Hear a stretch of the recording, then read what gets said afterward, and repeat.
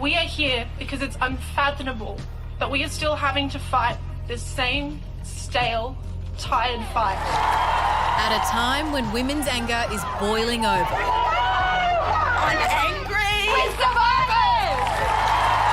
When our leaders in action is still being called out. Recognising there's a problem is 50 years short of what's required. In the run-up to this federal election on addressing women and children's safety, there's been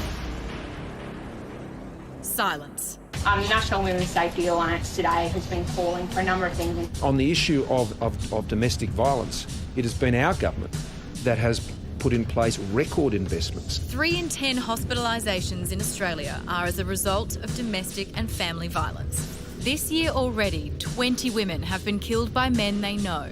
Every week, one woman is murdered by her current or former partner.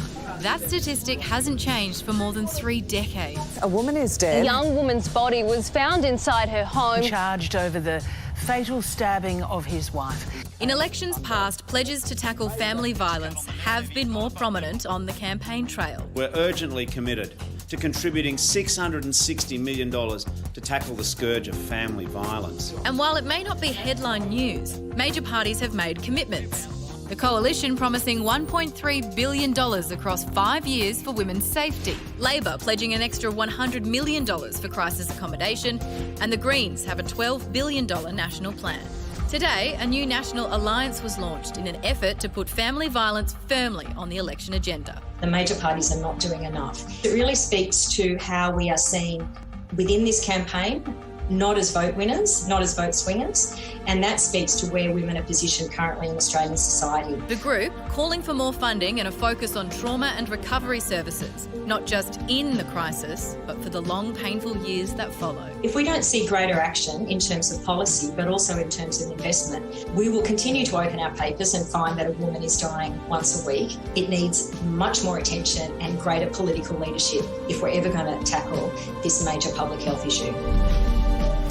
Domestic violence activist Rosie Batty launched the Alliance and she joins us now to discuss this. Rosie, you've been working in this area for years. What had you expected to hear during the election campaign so far? I was expected to hear this as a leading priority. We've had one woman murdered even since the commencement of this campaign.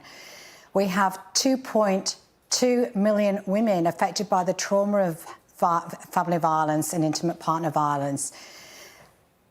And when we consider the magnitude and how prevalent and how utterly devastating it is, you know, women are half the population. It is glaringly, you know, astonishing that this is not featuring as a political priority. Well, how does it feel, Rosie, when you see time and time again, press conference after press conference, this not made a priority? How does that feel when you realise that? Disheartening, but infuriating. And there are many, many more women, of course, that are galvanising and expressing their anger. This issue is something that can't be swept aside. But, you know, other things take political... You know, this is not a vote... clearly this is not a vote-winning issue for our politicians, but why wouldn't it be? Rosie, both major parties do have policies and money set aside to target domestic violence. What are the missing pieces, in your view?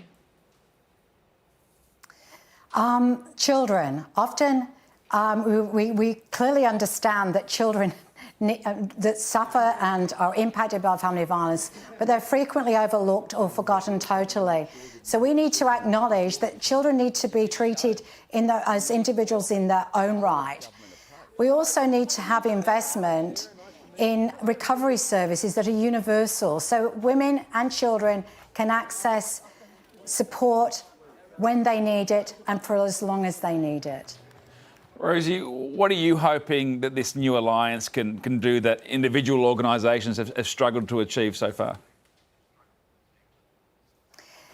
We're a collective voice of many organisations and people that really seek to ensure that the government continues to put investment in to the pillar, the recovery pillar of the national plan.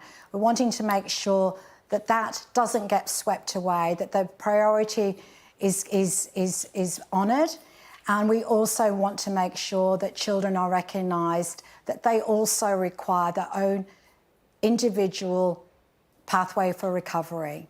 Rosie Batty, thank you very much for your time and thank you for your work. Thank you. And if you find yourself in need of national 24-hour counselling, helpline and support is available on 1800 RESPECT, which is 1800 737 732.